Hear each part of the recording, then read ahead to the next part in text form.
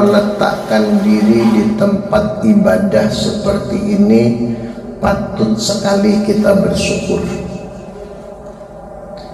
Karena orang yang mampu duduk di majelis seperti ini, insya Allah tergolong manusia yang adil, terutama kepada diri pribadi mereka masing-masing.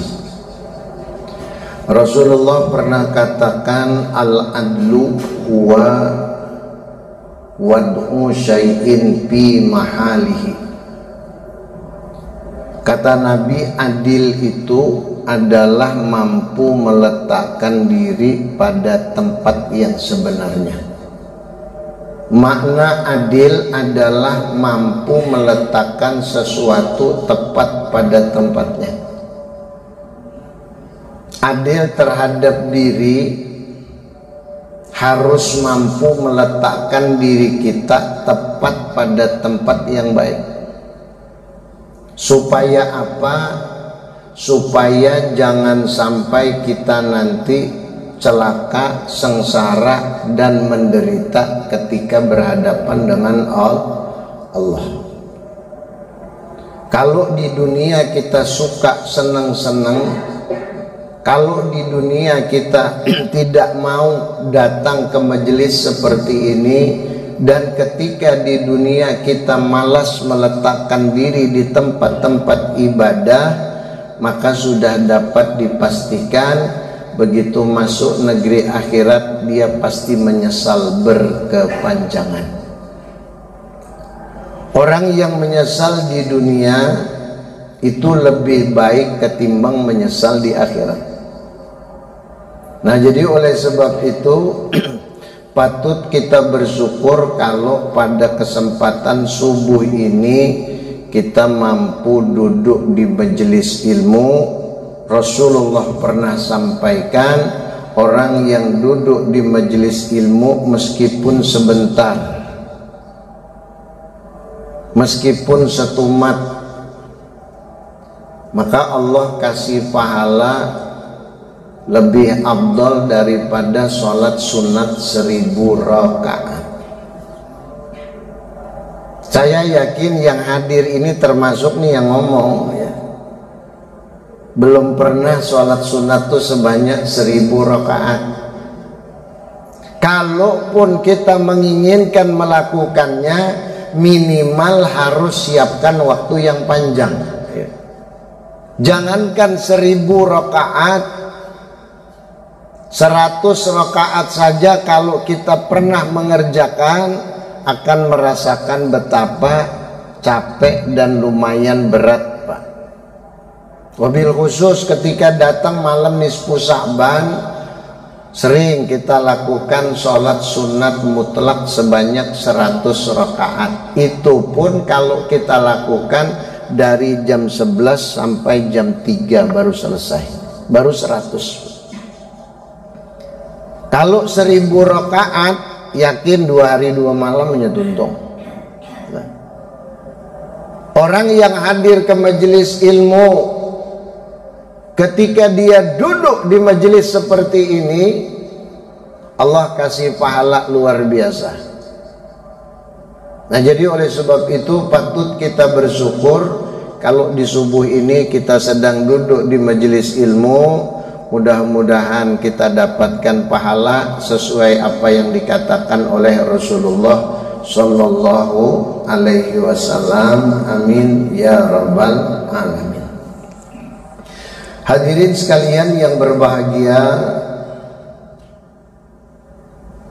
di dalam penyampaian ini saya juga kembali kepingin mengulang apa yang selalu ditekankan, disampaikan oleh para ulama, zu'ama, dan guru-guru agama berkaitan dengan perkara takwa kepada Allah. Bahkan setiap datang hari Jumat, itu seorang khatib merupakan satu kewajiban, bahkan menjadi rukun di dalam khutbah, menyampaikan wasiat tentang takwa kepada Allah. Kenapa hal ini selalu diulang-ulang bahkan menjadi rukun khutbah?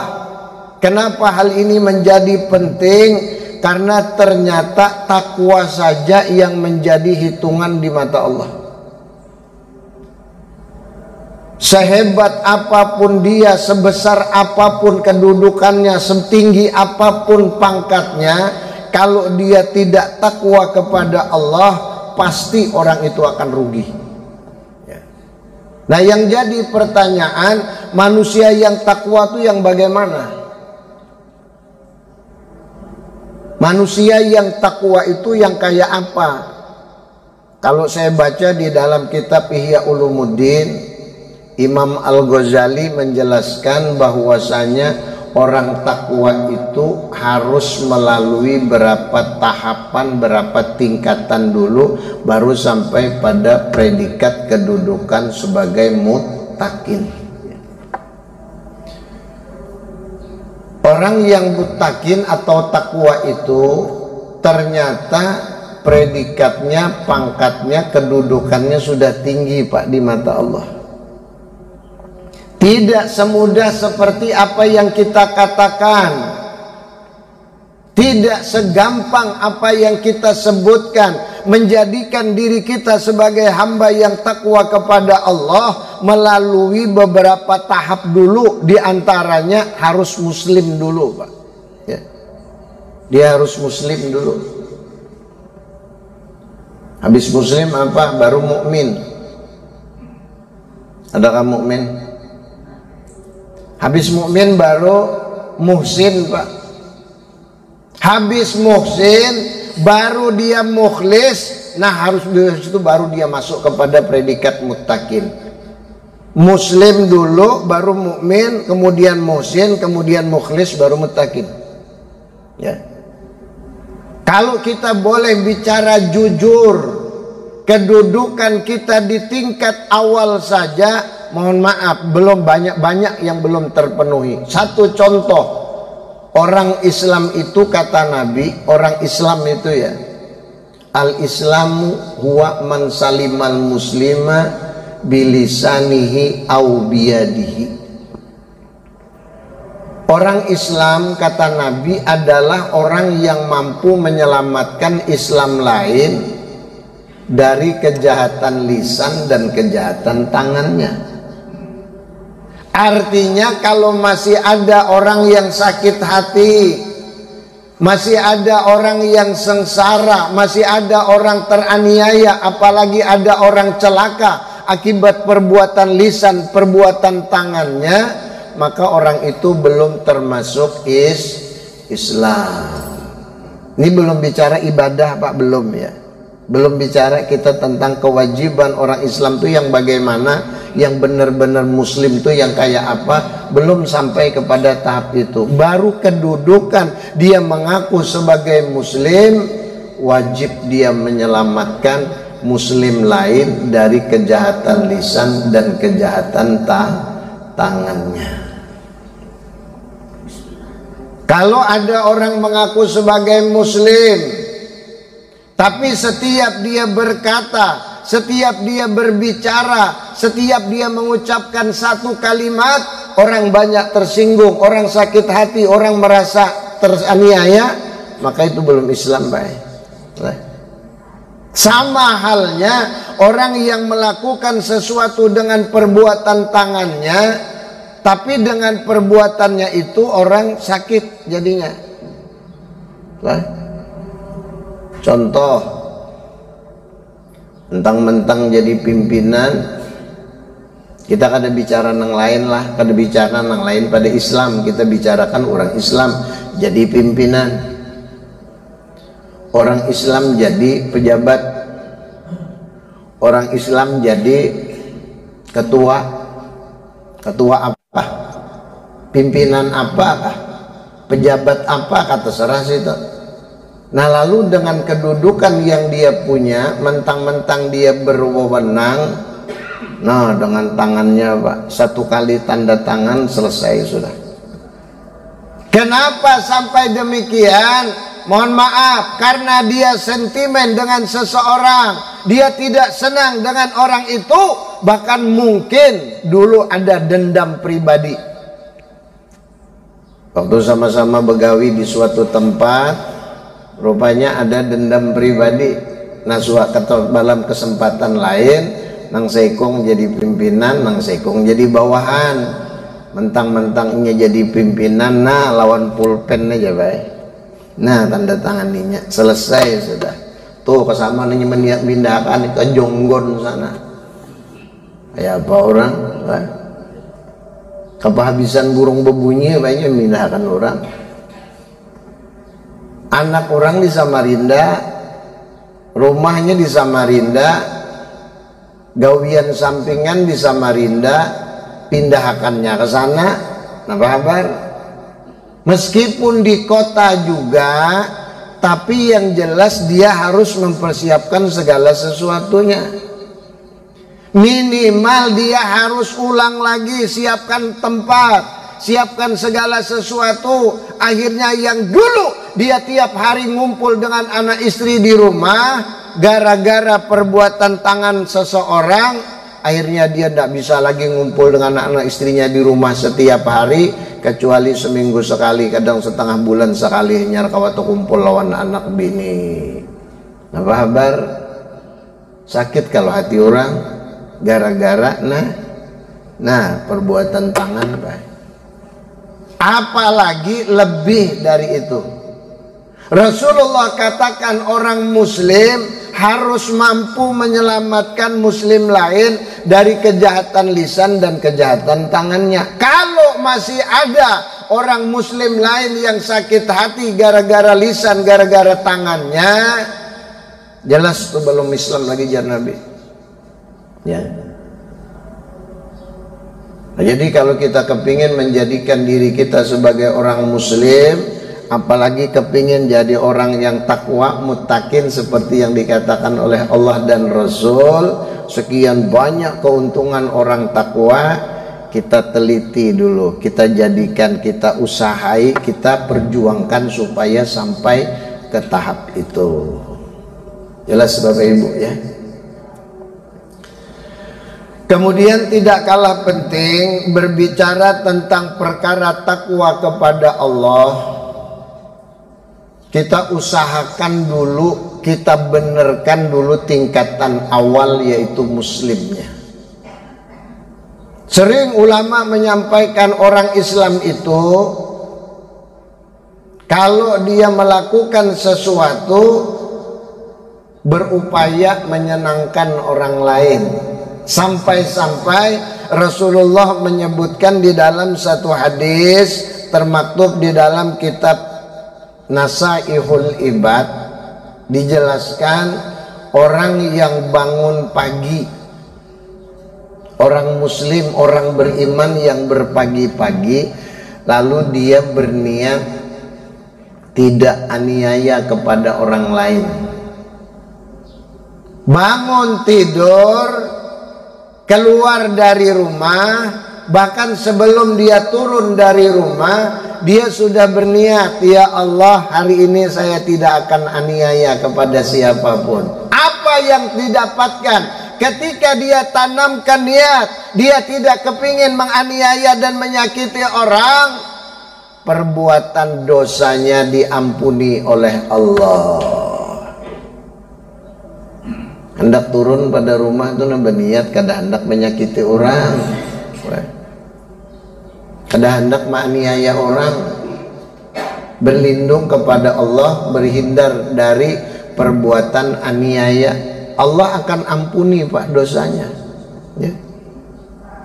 Apalagi kalau niatnya dia tambah, kalau niatnya dia sempurnakan, dia lengkapi. Setelah dia berniat tidak kepingin menganiaya orang, lalu dia berniat kepingin membantu orang yang sedang teraniaya. Muka sini Beb, dan muka sini nah. Ini Beb.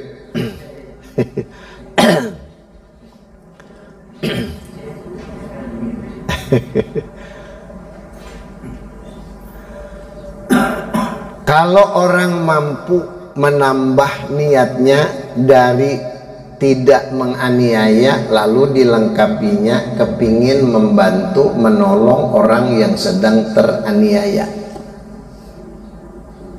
Berniat di hati inilah hendak membantu orang bila ada orang tak aniaya, orang yang terzolimi, lalu berniatnya hendak membantu.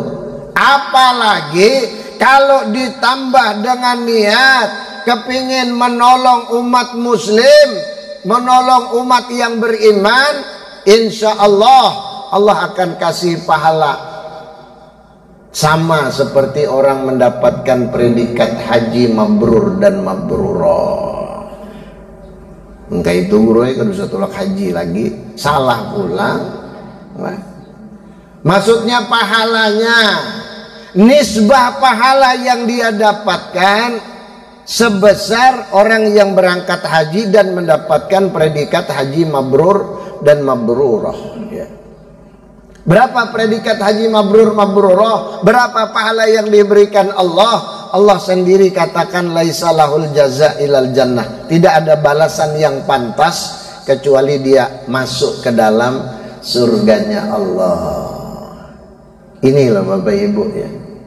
Jadi umat muslim itu paling gampang sebenarnya cari pahala ya.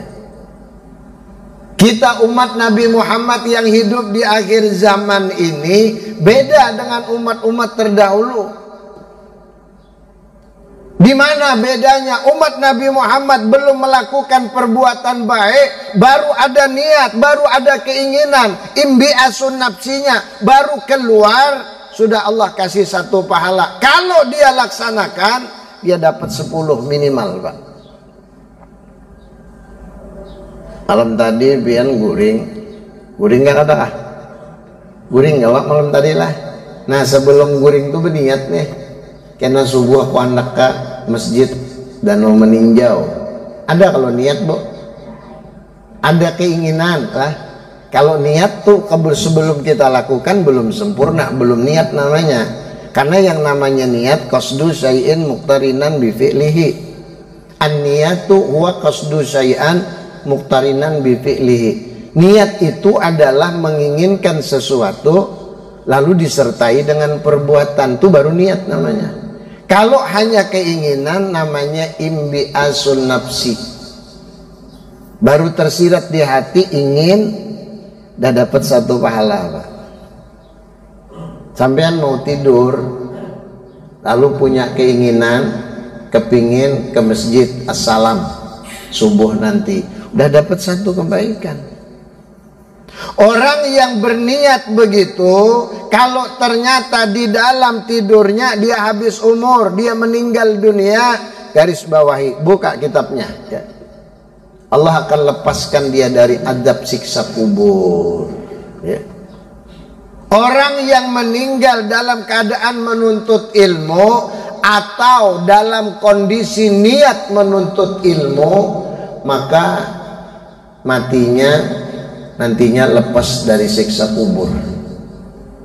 Sehingga para ulama menganjurkan kalau kita dalam kondisi di majelis seperti ini, sebelum pulang tundukkan kepala sebentar lalu niat, ya Allah jangan matikan dulu aku ya Allah, sebelum sampai pada malam subuh Ahad depan aku kepingin ikut mengaji lagi di masjid Assalam ini. Nah lalu hari Rabu meninggal, lepas siksa kubur. Nyaman kalau Pak nah, umat Nabi Muhammad ini nyaman benar ya. Nang kada nyaman dulu senang kada akun ngalih benar aja, ngalih ya dasarnya kada hendak. Bahasa Inggrisnya apa ya Pak? Koler. Cari pian di pasar pagi obat koler kada ada. Apalagi di pasar Ahmad situ makin nyai lah. Kada ada orang berjual obat koler. Obat koler itu sebuting paksa Pak. Bangun subuh itu kalau tidak dipaksa tidak bisa ya. Bagaimana supaya kita bisa selalu hadir ke majelis seperti ini? Niatkan dari awal. Setiap kita datang ke majelis seperti ini, sebelum pulang niat lagi. Terus perbaharui niat. Tajdidun niat penting Pak. Supaya kita jangan sampai putus, jangan sampai ada celah iblis, setan laknatullah masuk di dalamnya, jangan sampai ya. Sering orang tanya, Pak Ustadz, kenapa kok saya malas banget ya ke majelis? Hati-hati loh, ini hati-hati loh ya.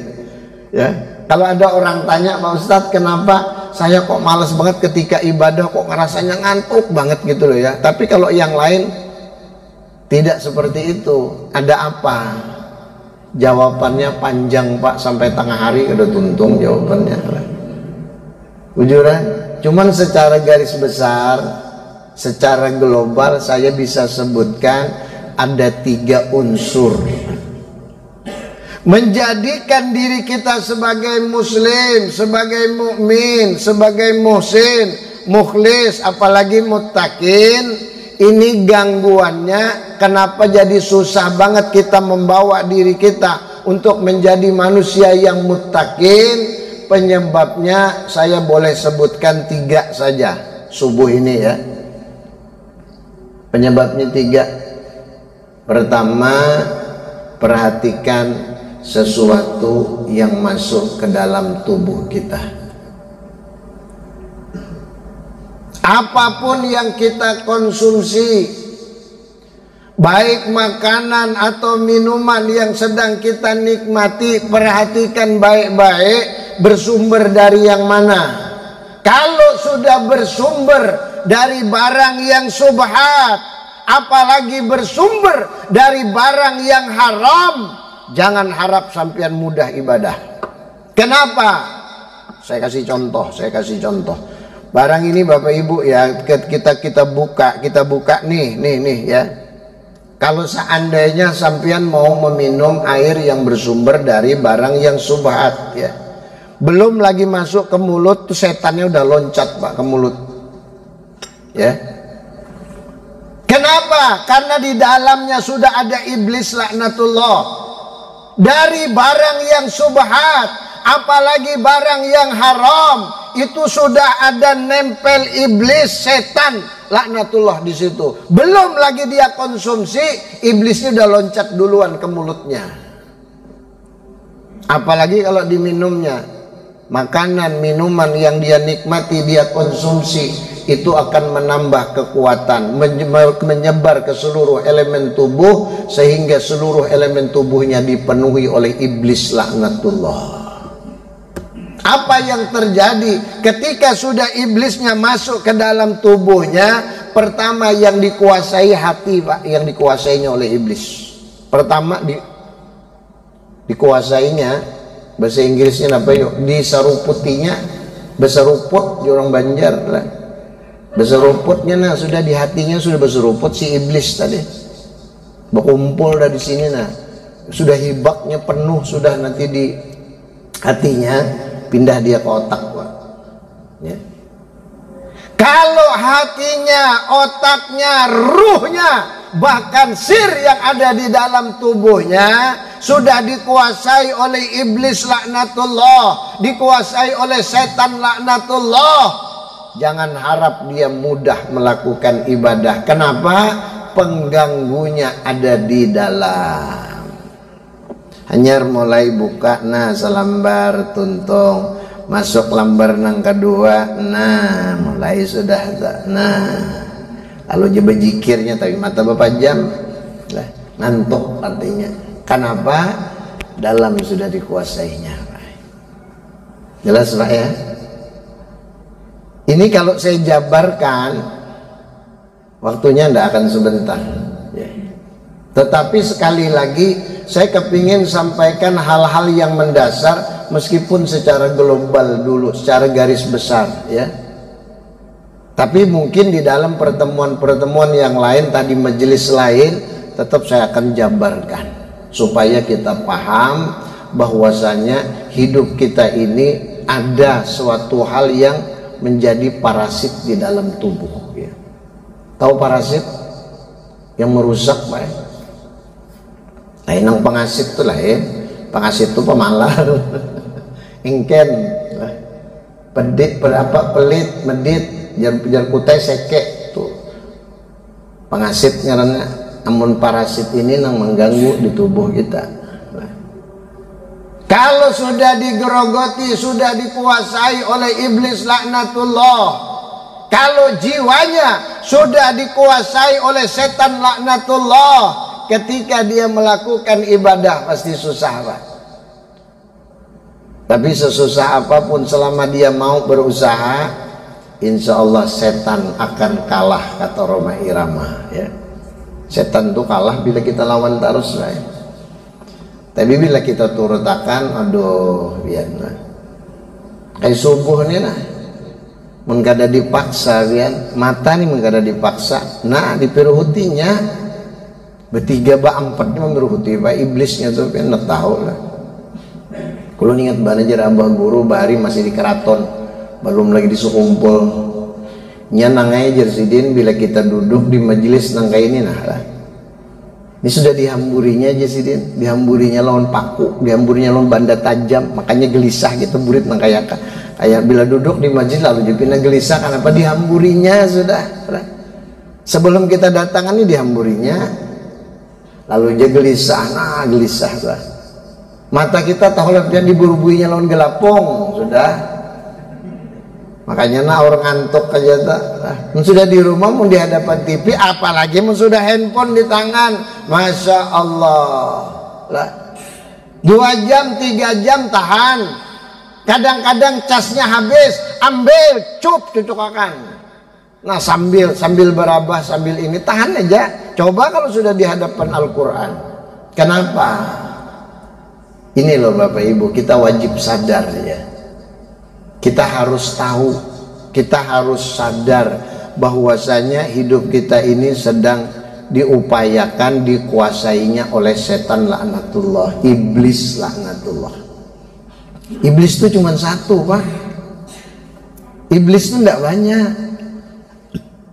Iblis yang dikutuk oleh Allah, malaikat yang dikutuk oleh Allah menjadi iblis cuma satu. Siapa? Malaikat Ajazil namanya. Dia sudah beribadah hampir ribuan tahun. Lalu ketika disuruh sujud dengan Nabiullah Adam, dia tidak mau. Kenapa? Dia merasa hebat. Ya. Akhirnya dikutuk Allah jadi iblis. Nah, dari iblis yang satu inilah, lalu dia cari prajurit, cari teman. Siapa temannya? Siapa prajuritnya? Siapa yang dijadikan tentara? Tidak lain adalah setan. Siapa setan itu? Setan itu tercipta dari jin-jin kafir yang nakal, Pak. Ya. Jadi big bossnya sekong aja iblis tuh. Cuma anak buahnya nengaran setan ini, biar luar biasa tadi, Bang. Syaiton. Kalau itu sudah menguasai di dalam tubuhnya berat, Pak. Berat kita ya. Kecuali kita lawan. Bagaimana cara melawannya? Insya Allah Bapak Ibu udah tahu ya. Bagaimana mengeluarkan setan iblis di dalam tubuh kita, membersihkan hati kita. Saya yakin Bapak Ibu sudah tahu. Kenapa? Karena lagunya pun sudah ada, Tombo Hati ya. Mengobati hati itu dengan 5 cara. Kata si Upik tuh yang Jakarta. Pertama, baca Quran dengan maknanya ya. Yang kedua apa? Berkumpul dengan orang soleh, Pak. Ini orang soleh nah. Kadang-kadang orang salah di sini, kadang-kadang orang soleh berataan. Nah, banyak-banyak berkumpul dengan orang soleh. Di mana orang soleh itu pasti di tempat ibadah. Nggak mungkin orang soleh itu di tempat-tempat hiburan, jarang Pak orang soleh ya. Yang ada di tempat-tempat itu orang salah, bukan orang soleh, Pak. Orang soleh selalu di tempat seperti ini. Nah kalau sampean sering suka berkumpul dengan orang soleh, niscaya hati kita makin lama makin bersih. Apalagi kalau kita berkumpul dengan orang soleh di majelis ilmu seperti ini, setidak-tidaknya ada gambaran, Pak. Mohon maaf, setidak-tidaknya kita merasa bahwa diri kita masih ada kekurangan. Jangan merasa cukup terus. Justru kadang-kadang orang yang tidak pernah mau datang ke majelis ilmu, dia selalu merasa cukup, merasa hebat, merasa segala macam. Kenapa? Karena dia tidak tahu. Coba kalau dia datang ke majelis ilmu, dia datang mengaji, dia tahu bagaimana keadaan dirinya, dia sadar bahwa dia masih banyak kekurangan. Contoh sederhana Pak, orang kalau sudah masuk pondok pesantren ya, itu ndak ada Pak yang setahun 2 tahun, ndak ada. Orang mengaji itu ndak ada yang sebentar, jarang Pak, sebentar, pasti lama, puluhan tahun. Kenapa? Kitabnya bukan semakin tipis, bukan semakin kecil, makin hari makin tebal Pak. Contoh orang belajar nahu, ilmu alat ya, nahu, sorob, mantik, balaghah, ma'ani, ilmu bayan. Ada 6. Ada 6 macam cabang ilmu alat. Nahu saja, dulu saya di pondok pesantren Darussalam itu dari domun Pak. Habis domun naik ke jurumiyah. Nah pelengkap jurumiyah itu namanya Is'afut Tolibin ya. Nah setelah kita selesai jurumiyah, naik mulai berpanjang sudah kitabnya, beganal sudah, tuh ngarannya Mukhtasar Jiddan ya. Kalau sudah selesai Mukhtasar Jiddan, baru naik ke Kawakib. Kandal sudah kayak ini, kandal sudah, Kawakib tuh kandalnya kayak ini sudah. Nah karena hanya kotor. Habis kotor, kalau kotor lain, kotor rigat tuh lain lah, kotor. Habis kotor itu baru Ibnu Aqil, habis itu Alpiyah, Alpiyah dulu, baru Ibnu Aqil, baru Asmuni, 7 ya. Sorabnya begitu juga, mantiknya apalagi, balaghahnya apalagi, ma'aninya, ilmu bayannya. Belum kita belajar tentang hadis, ada mustalah, ada usul, baru hadisnya. Bicara tentang sanad, bicara tentang perawinya ya, bukan sembarangan. Jadi kalau kita membaca di internet, kita baca di media, kita sekali baca langsung masak, oh belum ya. Jadi sekali lagi orang mengaji itu harus kalau bisa dari awal, supaya kita jangan selalu menyalahkan orang lain.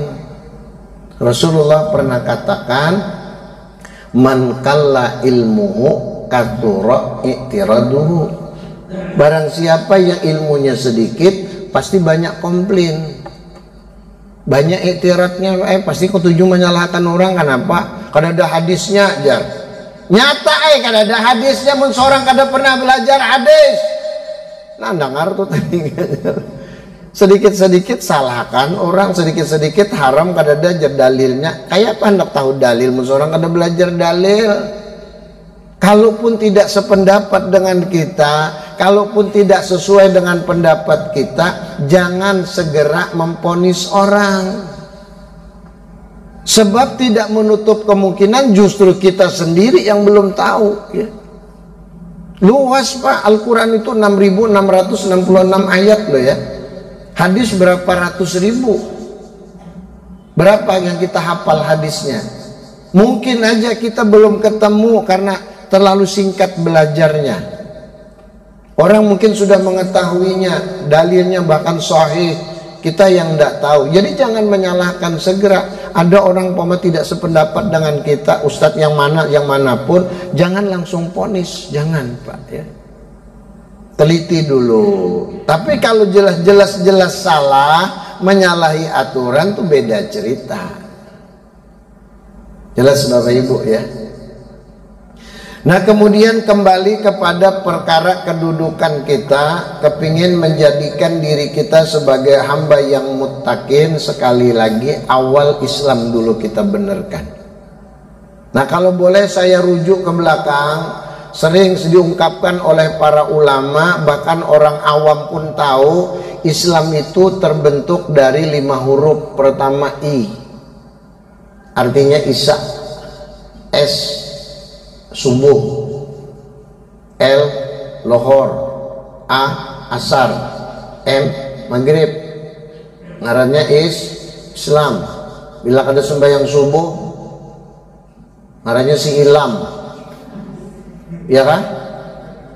Bila ada sembahyang maghrib, Islam. Bila ada sembahyang maghrib lawan sembahyang isya, kada kau menyambat, artinya lain. Jadi orang Islam tuh nang sembahyang isya, sembahyang subuh, sembahyang lohor, sembahyang asar, sembahyang maghrib, pas Pak itu kan. Hanya Islam. Bila ada tertinggal, belum lagi. Apalagi mun kita buka kitab I'anatul Thalibin juz 2, halamannya ulun kan ingat lah kan kalau salah kan. Buka di juz 2 itu ada hadis Nabi bicara urusan sholat ya.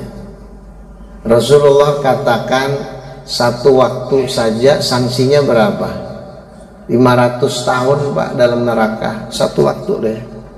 Meninggalkan sholat satu waktu dengan sengaja tanpa udhur 500 tahun dalam neraka. Kalau sebelum dia meninggal dia belum sempat bertobat, dia belum sempat istighfar, belum sempat minta ampun kepada Allah, maka Allah akan beri sanksi satu waktu 500 tahun dalam neraka. Kalau sehari semalam dia tidak pernah sholat, berapa? 2500 tahun.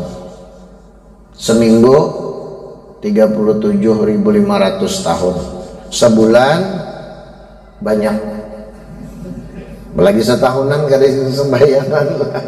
Hitung aja seorang pian sampai ke rumah ambil kalkulator, hitung seorang bila sanggup lawan ajab Allah, ayo jangan sembahyang. Kada usah ngalih guru-guru tuh kada ada anak menggurui memadai, kada perlu menyampaikan aja nih jar Rasulullah kayak ini, ujar Allah Ta'ala kayak ini. Amun kita hendak selamat dari adab, jarak banjir tuh akal-akal lah ya sudah lah. Sudah tahu sanksinya, resikonya, konsekuensinya, ajabannya Allah sudah sampaikan, Rasul sudah contohkan. Barang siapa yang berani meninggalkan ibadah sholat, bahayanya demikian, demikian, demikian kata Rasul. Ternyata dia masih berani meninggalkan, ya silakan. Juga tidak ada pengaruhnya kok dengan yang lain, karena kewajibannya pribadi Pak, individu. Nah tapi kalau sudah ada kaitannya dengan tanggungan, itu beda lagi cerita. Paham Pak ya? Jelas ya? Nah artinya hidup kita ini apa sih? Di dunia ini kan cuma sebentar. Harusnya tujuan kita sesuai dengan keinginan Allah, wa ma khalaqtul jinna wal insa illa liya'budun. Nggak ada lain kecuali kita ini beribadah Pak ya. Nah kalau kayak gitu berarti tidak penting dong dunia Pak Ustadz. Ya salah lagi, salah kaprah berarti. Dunia kerjakan. Orang kita masih hidup di dunia kok ya. Hanya yang menjadi rambu-rambu, yang menjadi batasan, yang menjadi larangan jangan pernah dikerjakan. Kalau ini sudah perintah, jangan ditinggalkan. Itu aja ya. Kalau ini perintah Allah, lakukan. Ini larangan Allah, hindari. Cukup Pak. Nah lalu sisanya kita ibadah. Ibadah yang mana? Yang diwajibkan dulu pertama sholat. Kalau sudah sholat, mau nambah yang sunat silahkan. Mau nambah ibadah yang lain, monggo, tidak apa-apa. Tidak dikerjakan pun juga tidak masalah. Karena sunat. Nah, kalau kita menuntut ilmu, ini hukumnya wajib Pak, bukan sunat. Ya. Wajib. Makanya rancak tuh dipertentangkan jadi masalah. Kenapa jar guru anu tuh bila sembahyang kada bawa wirid-wiritan langsung pengajian. Wirid itu sunat, mengaji ini wajib hukumnya. Makanya jar abah guru jakanyakan assalamualaikum, assalamualaikum, langsung buka kitab bagus. Jadi kenapa nang kita gawe wajib? Lah, ganal pahalanya mengaji itu Pak.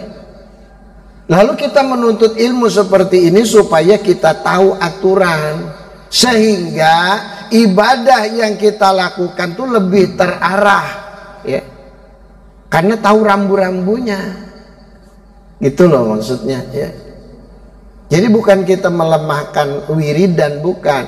Nanti kalau sudah selesai mengaji masih panjang waktu sampai ke rumah, ayo sesudah isyraq kena hendak duha, sebelum duha kita menunggu masuk waktu duha, ayo buka Al-Quran, hendak dapat sahajus kah? Puas-puas baca Quran sudah merasa jenuh, ambil tasbih baca sholawat. Muyak sudah baca sholawat kebanyakan, baca istighfar. Rasa jenuh baca istighfar, baca tasbih, ada aja. Selama kita mau ibadah, dan semua itu kalau ditujukan kepada Allah, semua akan mendatangkan pahala. Jelas Bapak Ibu ya? Berapa waktu lagi nih?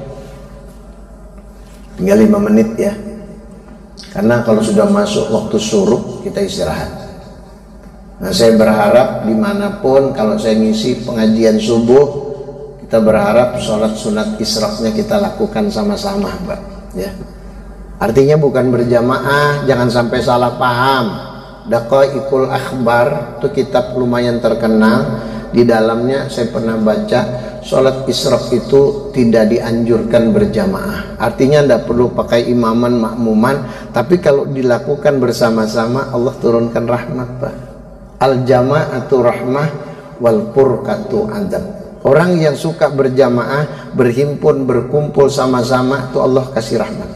Tapi kalau sudah suka bercerai-berai, Allah akan turunkan adzab. Naudzubillahi min dzalik. Hadirin sekalian yang berbahagia, sekali lagi menjadikan diri kita sebagai hamba yang muttaqin ini ternyata bukan perkara mudah.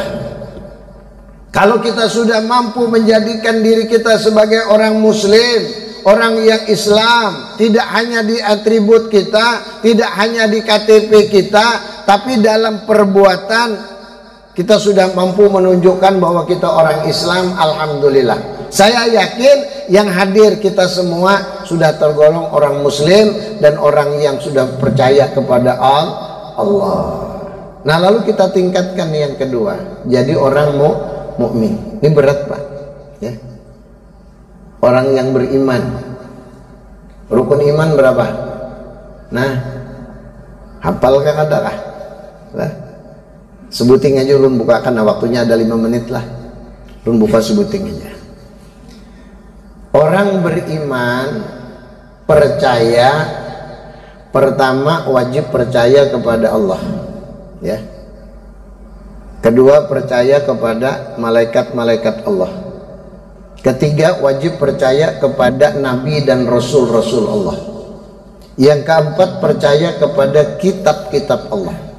Yang kelima percaya kepada hari kiamat pasti datang, Pak. Nah, yang terakhir percaya kepada qada dan qadar. Jangan kodok-kodor, percaya kepada kodok-kodor. Qada dan qadar, ketentuan baik dan ketentuan jahat datang dari Allah. Nah, sekarang saya buka satu saja.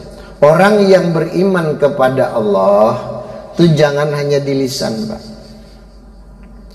Pada saat kita mengucapkan 2 kalimat syahadat, ketika kita meyakini, sepakat kita sudah yakin bahwasanya tidak ada Tuhan yang berhak disembah kecuali Allah, dan Nabi Muhammad adalah utusan Allah, minimal pada saat kita mengucapkan kalimat itu hati kita membenarkan.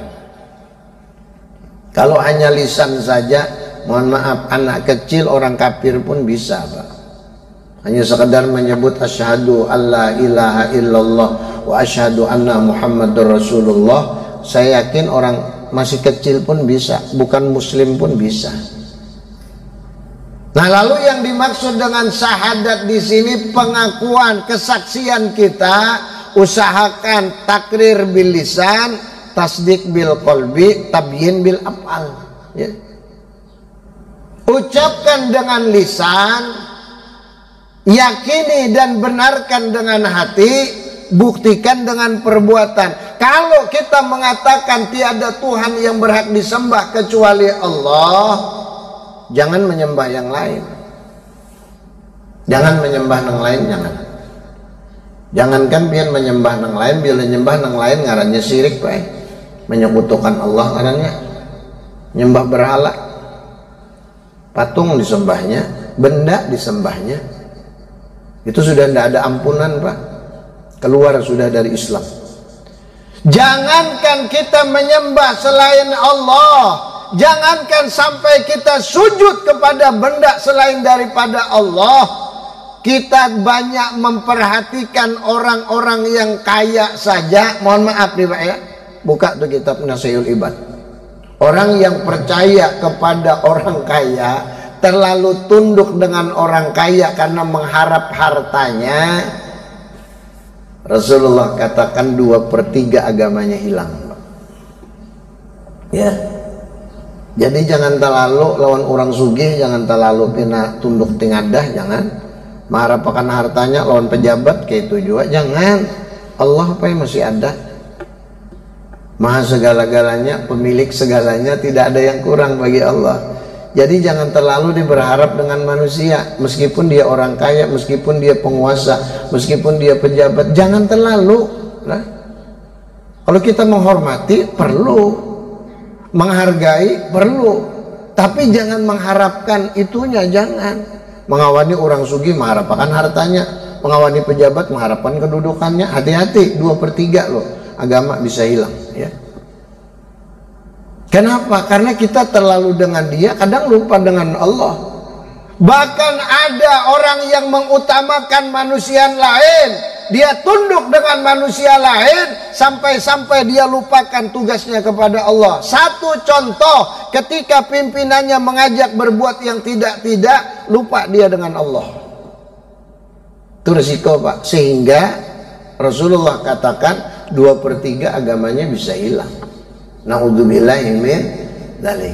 Nah, jadi orang beriman kepada Allah, sekali lagi tunjukkan dong bahwa kita ini hamba Allah. Yang namanya hamba, nah sebuting lah jangan dipertentangan, kada usah diributakan, kada usah. Nah, ulun madakan abah guru madakan wajib berdoa aja sih deh. Mun sudah kada mau lagi berdoa, merasa hebat pada Allah Ta'ala, sombong ngarannya. Nah, apalagi mau sudah berdoa, nah tangan, angkat tangan aja koler, kayak Pak Allah hendak bari berdoa, angkat tangan aja koler. Tuh lihat bebuan habaib, lamun sidin berdoa nah, lihat pian bebuan nang nahap-nahap nang hebat-hebat tuh nah berdoa. Lihat abah guru pernah kan kada mangkat tangan sidin. Kenapa? Bukti orang meminta tuh angkat tangan Pak. Kalau sampean datang ke depan rumah mau minta, lalu tangan dianak dilintuhut, pret ketika beri orang pian. Kada diherani orang, jauh-jauh orang. Nah, apalagi tangan ke belakang. Bila berdoa angkat tangan, nah angkat. Nah, jar abah guru dirapatakan supaya jangan gugur jar sidin. Lihat bila sidin berdoa, nah rapatakan sidin, nah di hadapan bujur-bujur, hati berharap tangan diangkat. Orang yang namanya minta disesuaikan dong. Ini tidak ngangkat tangan saja malas. Bagaimana Allah mau kasih? Ya. Jadi kalau kita ini hamba, banyak-banyaklah kita memohon kepada Allah. Dan Allah itu sangat senang Pak kalau dimintai.